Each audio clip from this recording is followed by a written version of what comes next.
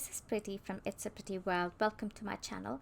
Today I'm making a card for Altenew's class called the Color Theory, and I've already pre-selected my stamps. This is from the Wavy Rose stamp set, and also a sentiment from the Label Sentiment collection, and the sentiment reads "Love You." And this is a Bristol smooth white cardstock, and I'm going to do some ink blending on it. I'm using these 4 colors, the blue color range from Altenew. I don't quite remember the name of the set, but I will have it in the description box below. And I've chosen 4 blending brushes for the 4 of these things, and I'm going to start blending it onto this paper. It's the reason I'm using Bristol Smooth is because it's a little easier to blend on Bristol Smooth versus white cardstock, but you don't really have to use a Bristol Smooth cardstock because eventually I'm going to add some texture over it, and really doesn't matter if it's a smooth blend or not. So here you go. I'm continuing to blend these colors from the darkest to the lightest, and the idea for this color is pretending it to be the water, and I'll tell you eventually what exactly I'm doing. And then I took this it's a like the glitter paste that you get. It's something similar to that, like the Nuvo crystal drop. I just added that. This is the one that I used is actually Hero Arts, so I just used that and I placed it all over the blue cardstock, fading it to the darkest side. And then I took this white cardstock. This is a Neenah Solar White 80-pound cardstock, and I chose the flowers that I had pre-selected from the Wavy Flowers stamp set, and I started getting ready to stamp this on my MISTI using Copic friendly ink. But then I realized that the large flower was a little too big for what I wanted to do, so I just took that off and I replaced it with the smaller flowers. And then after I had mounted it onto MISTI, I stamped it a couple of times using a black ink. As I told you earlier, the reason is I wanted to do some Copic coloring.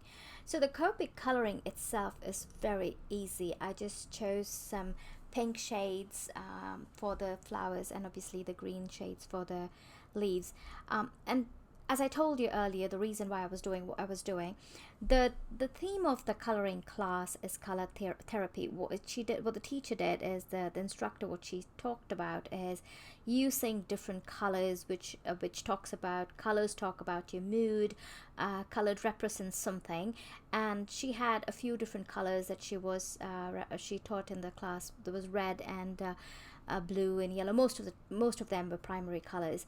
I looked up and I saw that what pink meant, and pink meant passion and love, and grace and beauty.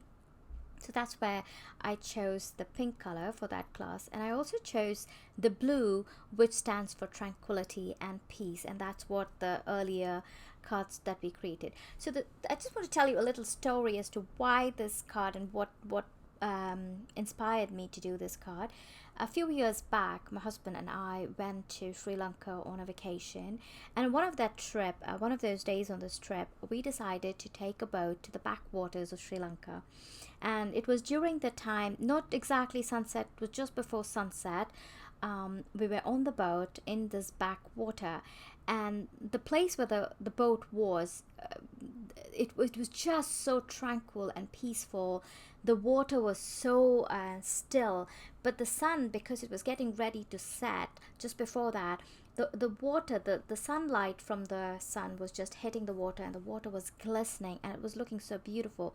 But what caught our eyes was right above the beautiful water, glistening water, were these water lilies, really beautiful pink water lilies. And the way those pink water lilies were on top of that blue glistening water, they were just complementing each other. And that entire backwater, that particular area where we were, it was very quiet and peaceful. All you could hear was some birds chirping and maybe a crane flying by, and that's pretty much. And then the rowing of the boat, that the boatman would use his oar to row the boat, and the water trickling on the oar, and that was the only sound. And my husband and I were just mesmerized on the beauty of what was around us. So I wanted to create that special moment that he and I shared on that day in Sri Lanka. So my idea was to create this glistening water. That was the paper that we started off with at the beginning, where we created that water effect, and then the glistening part by adding the crystal drops or the crystal glue on it. And we just and that was a representation for the water, because when you're in the backwaters you don't really see very lighter shade, aqua shades of watercolors. It's more on the darker side, the water itself, and that's the reason why I chose those particular shades of blue. Anyway, enough of my rambling. As I continued coloring, you could see the coloring itself was very simple. I was just adding the darker shade at the bottom and blending it out towards the lighter shade for the flowers and for the leaves as well. And I made sure that I used really tiny strokes. Small strokes really gives a lot of texture to coloring when you are creating, when you're using what you call Copic markers, and you can see it that the flowers have those tiny strokes to them, and that is how I colored this entire panel of leaves and flowers. And so I did this for multiple sheets. I did color some more off screen, and because I wanted a lot more flowers than just these few, and here you can see there's a lot more flowers that I colored. And then I also fussy cut all of them with the scissors. There is a dye for this, but I like to fussy cut once in a while because it helps me with my wrist, and I use that particular scissor that I showed you. That is a good scissor if you want to do fussy cutting, and it's really, really good. It almost acts like a ball, the pressure ball, stress ball that you press on, and yeah, that's the reason why I fussy cut these images. And also I didn't want the white line showing. So after I fussy cut everything and I drew in the black edges, I was ready for the next step. And for this I chose an acetate sheet, which I had cut a little larger than a regular card size, or the front of the card size, so a little bit larger, and I'll tell you why. I usually like to cut anything that I'm going to adhere on my card front directly full size a little larger, because it's easy to maneuver it. And then I placed these flowers on that acetate, and I added some foam adhesive on top of this, and this foam adhesive is from scrapbook adhesives or something like that. I'm not sure what it is. I'll have it in the description box below again. So I added these foam behind each of these flowers, and I popped them, and a few of the leaves I actually adhered directly using liquid glue, because I didn't want everything popped up. I wanted some of the leaves to be on the acetate directly, and there you can see those leaves that I'm placing on the acetate. And I continued adhering these flowers, and then I flipped the acetate and I cut the extras off. And some of the extra leaves, actually I used them to adhere them at the corner or the edges of the cardstock as well. And then I went ahead and cut away all the extra edges that were hanging out from the acetates. Now it was time to actually adhere this to the blue panel,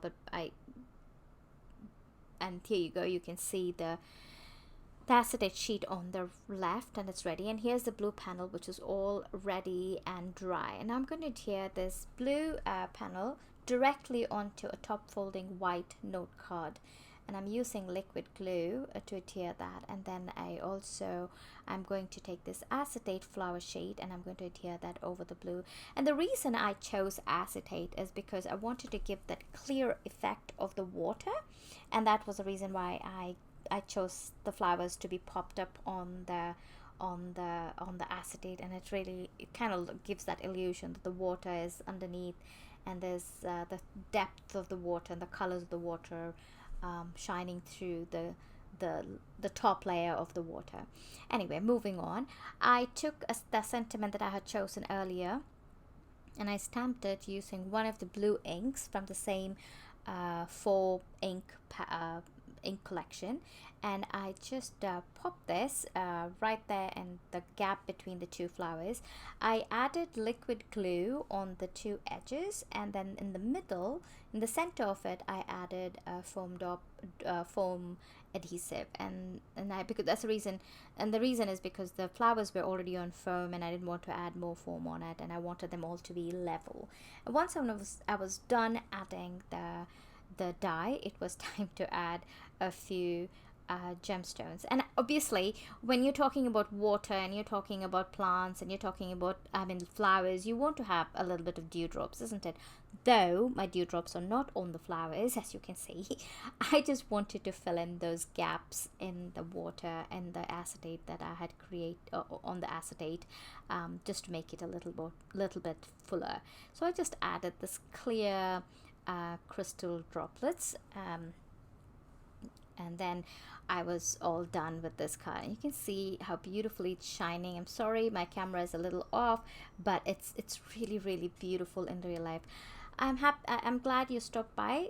If you like this video, give me a thumbs up, subscribe to my channel, and I will see you next time. Bye bye.